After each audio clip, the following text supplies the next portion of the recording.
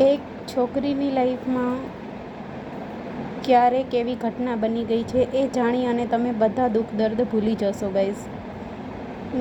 મારી જિંદગીમાં એ દિવાળીની રાત હતી જ્યારે મારી મમ્મીએ સુસાઇડ કરી લીધું હતું અને મારો નાનો ભાઈ હતો જે 1 વર્ષનો જ હતો.